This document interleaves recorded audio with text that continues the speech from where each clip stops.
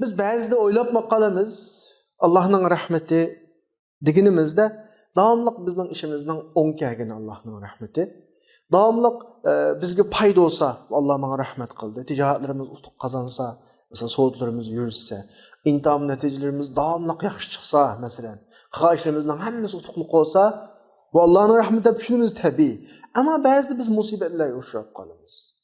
Meyli bizning büyüklerimizninki biz ayrılışı olsun, iqtisodiy jihatda ma'lum qiyinchiliklarga duch kelishimiz olsun, yurtlarimizning ayrilishi olsun, ish qilib bizga ba'zi qiyinchiliklar keladi.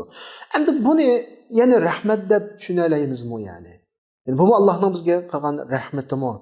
Degan vaqtimizda bir oyatni sizlarga o'qig'im keldi. Sura An'amning 147. ayetida فَاِنْ كَذَّبُوكَ فَقُلْ رَبُّكُمْ ذُو رَحْمَةٍ وَاسِعَةٍ وَلَا يُرَدُّ بَأْسُهُ عَنِ الْقَوْمِ الْمُجْرِمِينَ. Allah ne?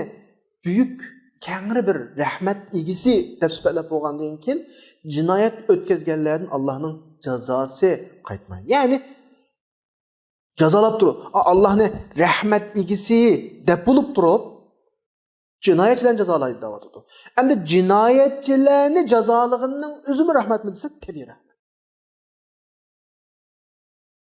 Buningga misol uchun bir misol olay. Bir dada o'zining bolasining tirishib o'qimayotganini ko'rsa, vaqtini zoya qilayotganini ko'rsa, yomon yo'lga minayotganini ko'rsa, buningga qattiqlik qilishi mumkin. Adablishi mumkin.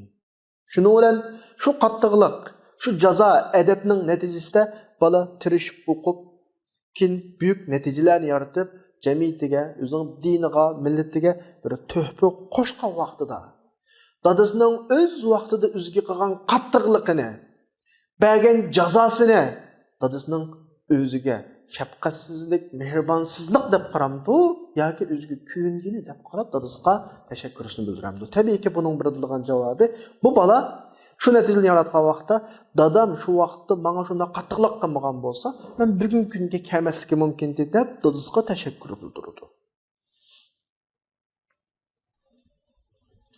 Ya'ni bu dadining qattiqligi bolaga nisbatan rahmat.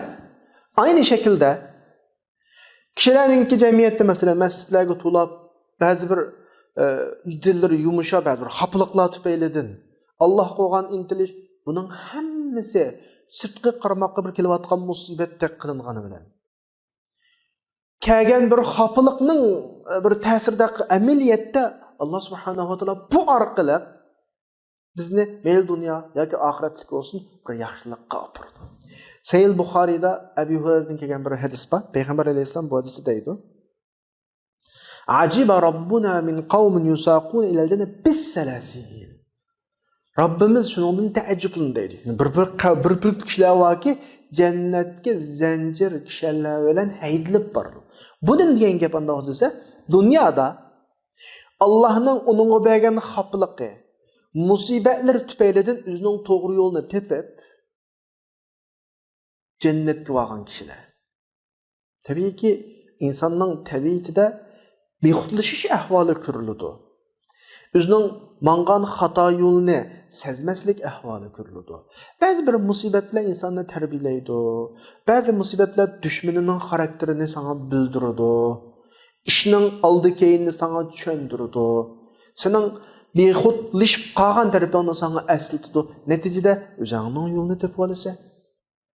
Bu orqali to'g'ri yo'lga qaytamiz, jannatga erishimiz. Ya'ni bizga kelgan ba'zi musibatlar mayli qaysi nuqtadan olsin, Allohning bizga bergan yana rahmati.